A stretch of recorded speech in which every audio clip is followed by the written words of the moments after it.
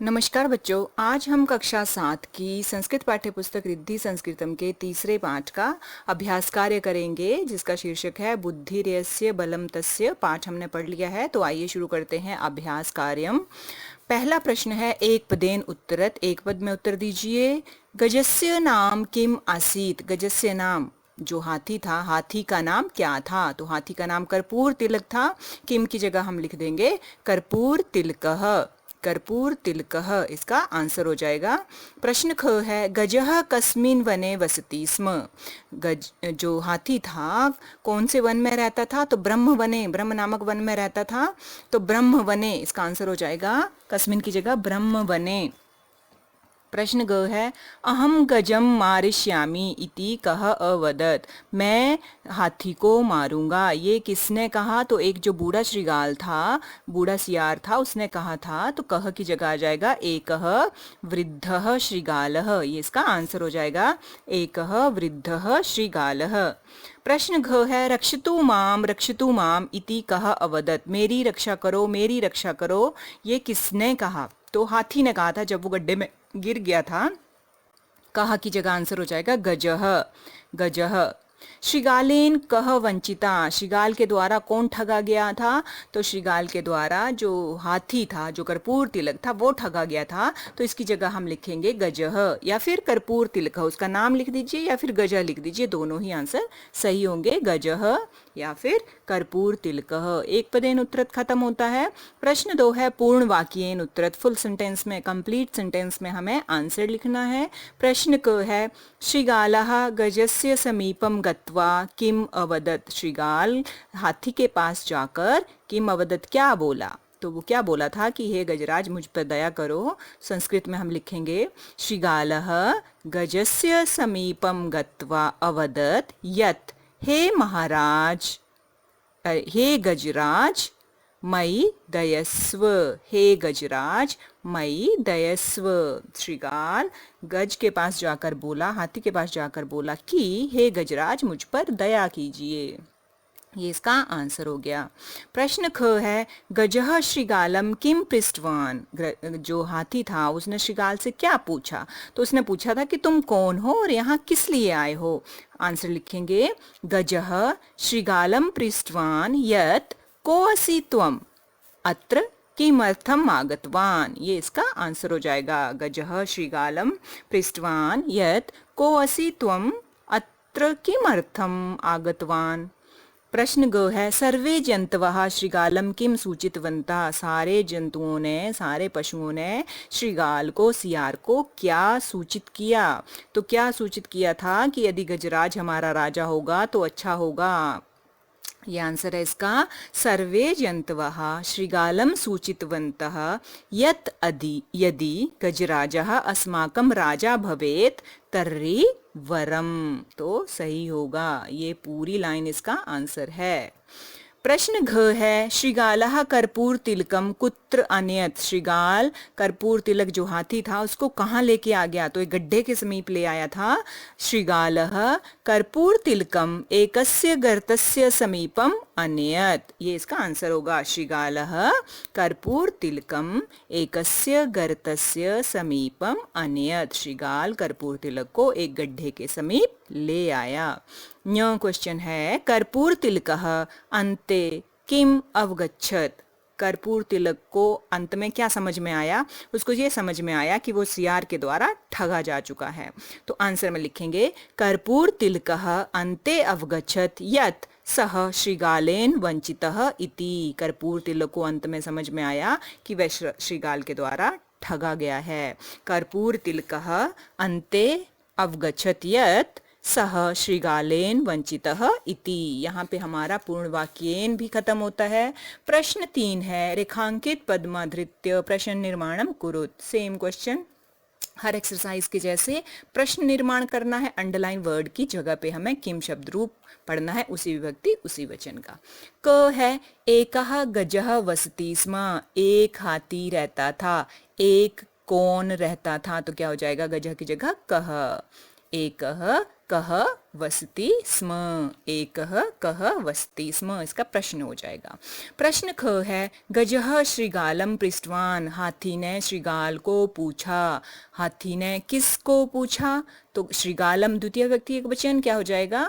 Pulling में कम, कह कौ के कम, कम। गजः कम पृष्टवान, गजः कम पृष्टवान, ये इसका प्रश्न हो गया। प्रश्न 3 है, अस्मिन वने बहवः जंतवः वसन्ति, इस जंगल में बहुत सारे जंतु रहते हैं, पशु रहते हैं।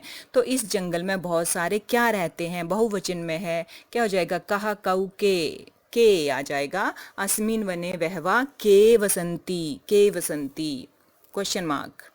नेक्स्ट है, गजः तस्मिन गर्ते अपतत, हाथी उस गड्ढे में गिर गया। तो हाथी किस में गिर गया? सप्तमी विभक्ति, किस में गिर गया? तस्मिन, कस्मिन। कस्मिन, इसका कस्मिन लिख देंगे। गजः कस्मिन गर्ते अपतत, ये इसका क्वेश्चन हो जाएगा। लास्ट है, गजः श्रृगालेन वंचितः, हाथी श्रृगाल के द्वारा ठगा गया। तो हाथी किसके द्वारा ठगा गया? तृतीय विभक्ति एकवचन, श्रृगालेन केन, गजः केन वंचितः, क्वेश्चन मार्क। प्रश्न निर्माण खत्म हुआ। नेक्स्ट क्वेश्चन है हमारा फिल इन द ब्लैंक्स। मंजुषातः पदानि चित्वा रिक्त स्थानानि पूरयत, जो ये दी हुई है मंजुषा हमें, उसकी सहायता से हमें फिल इन द ब्लैंक्स करने हैं, ब्लैंक्स में फिल करना है इनको। तदंतरम डैश अन्वेष्यन, क्या हो जाएगा? तदंतरम गजः अन्वेष्यन, तदंतरम गजः अन्वेष्यन। अन्वेषण क्या होता है? खोजना, ढूंढ निकालना।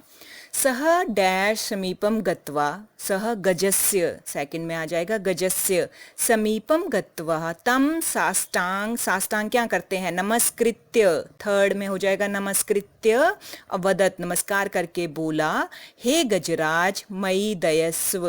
गजः एतत् श्रुत्वा प्रसन्नः अभवत्, फोर्थ में आ जाएगा प्रसन्नः, हाथी ये सुनकर प्रसन्न हो गया। तस्मिन् गर्ते पंकः असीत्, उस गड्ढे में कीचड़ था। सह गजः तस्मिन् गर्ते अपतत, लास्ट में गर्ते, वह हाथी उस गड्ढे में गिर गया। पहले में गजः, दूसरे में गजस्य, फिर नमस्कृत्य, फिर प्रसन्नः, लास्ट में गर्ते। यहाँ पे हमारा जो फिल इन द ब्लैंक्स है वो भी खत्म हुआ। प्रश्न 5 है, मूल शब्दः विभक्ति वचनम च लिखित, जो इन्होंने पद दिए हुए हैं उनकी हमें मूल शब्द लिखना है, विभक्ति लिखनी है और वचन भी लिखना है। सेम क्वेश्चंस हर एक्सरसाइज में है। पहला इन्होंने पद दिया है श्रृगालः, तो श्रृगालः में श्रृगाल हमारा मूल शब्द है, प्रथमा विभक्ति है और ये बहुवचन है। श्रृगाल प्रथमा बहुवचन। सभाम, सभा में क्या है हमारा? सभा मूल शब्द है, द्वितीय विभक्ति है और एक वचन है। द्वितीय सभा शब्द मूल शब्द, द्वितीय विभक्ति और एक वचन। तेषाम, तत् शब्द है पुल्लिंग का, षष्ठी विभक्ति है और बहुवचन है, तत् षष्ठी बहुवचन। गर्ते, गर्त मूल शब्द, सप्तमी विभक्ति और एक वचन, गर्त सप्तमी एक वचन। उसके बाद सेम है गर्तात, शब्द सेम है, मूल शब्द इसमें अगेन गर्त है, बट ये विभक्ति पंचमी है और वचन इसमें भी एक है, तो क्या हो जाएगा? गर्त पंचमी विभक्ति और एक वचन। अगला क्वेश्चन हमारा जो है वो है प्रकृति प्रत्यय विभागम कुरुत, मतलब हमें धातु अलग कर देनी है, प्रत्यय अलग कर देने हैं। इसमें कत्वा ज़्यादातर प्रत्यय है, तुमुन भी है। तो खादितुम, खादितुम में खाद हमारा धातु है, प्लस हो जाएगा तुमुन, खाद प्लस तुमुन, तुमुन हमारा प्रत्यय है यहाँ पे। गृहीत्वा, गृहीत्वा में ग्रह हमारा हो जाएगा प्लस कत्वा, ग्रह प्लस कत्वा। श्रुत्वा, श्रु प्लस कत्वा, सारे त्वा कत्वा प्रत्यय हैं। गत्वा, गम प्लस कत्वा। कृत्वा, क्री प्लस कत्वा। नीत्वा, नी प्लस कत्वा। ये भी हमारा खत्म हुआ। सब में कत्वा प्रत्यय है, सिर्फ खादितुम में ही तुमुन प्रत्यय है, बाकी सब कत्वा प्रत्यय यहाँ पे लगाए हुए हैं। प्रश्न 7 है, उचित अव्यय पदम चित्वा वाक्य पूर्तिम कुरुत, सही अव्यय पद चूज करना है हमें और वाक्य पूर्ति करनी है, मतलब ब्लैंक्स में फिल कर देना है। अव्यय होते हैं जिनका रूप नहीं बदलता है, पुल्लिंग, स्त्रीलिंग, नपुंसकलिंग, वचन जो भी हो वो एक जैसे ही रहते हैं, उनका एक वचन बहुवचन या पुल्लिंग स्त्रीलिंग नहीं होता है, उनको हम अव्यय कहते हैं। तो पहला है डैश तेषु एकः श्रृगालः अवदत्, एकदा, फर्स्ट में आ जाएगा एकदा तेषु एकः श्रृगालः अवदत्, एक बार उनमें से एक श्रृगाल बोला। ख है श्रृगालः डैश प्रतिवसन्ति स्म अपि, श्रृगाल भी रहते थे, श्रृगालः अपि प्रतिवसन्ति स्म। ग डैश किमर्थम आगतवान अत्र, थर्ड में आ जाएगा अत्र किमर्थम आगतवान, यहाँ किस लिए आए हो, अत्र किमर्थम आगतवान। घ है सह पुच्छम गृहीत्वा गर्तात् डैश आगच्छ, बही बाहर, सह पुच्छम गृहीत्वा वह पूंछ पकड़कर गड्ढे से बाहर आया, बही बाहर, आगच्छ आना, घ में आ जाएगा बही। लास्ट है यदि गजराजः अस्माकं राजा भवेत् तर्हि वरम, तर्हि एक ही बचा है, यदि गजराज हमारा राजा होगा तर्हि वरम तो अच्छा होगा, तर्हि लास्ट में, फर्स्ट में एकदा, सेकंड में अपि, थर्ड में अत्र, फोर्थ में बही और फिफ्थ में तर्हि। हमारा लास्ट क्वेश्चन बचता है अब मैचिंग का। अधोलिखित पदानाम तेषाम अर्थै सह मेलनम कुरुत, शब्द हैं उनके अर्थ हैं, हमें मैचिंग करनी है, मिलान करना है उनका। तदंतरम, तदंतरम का मतलब होता है उसके बाद, तो तदंतरम को आप उसके बाद के साथ मैच कर लीजिए। तदंतरम उसके बाद, दयस्व दया करो, दयस्व का मतलब होता है दया करो, इसको मैच कर लीजिए दया करो के साथ। गृहीत्वा, गृहीत्वा होता है पकड़कर, गृहीत्वा पकड़कर, ग्रह पकड़ना और कुत्वा प्रत्यय जिसका मतलब होता है कर, पकड़कर, गृहीत्वा को पकड़कर के साथ मैच कर लीजिए। लास्ट शब्द है इसमें तर्री, तर्री का मतलब है तब, तब के साथ मैच कर लीजिए। तो यहाँ पे हमारी ये पाठ 3 की जो एक्सरसाइज है वह खत्म होती है।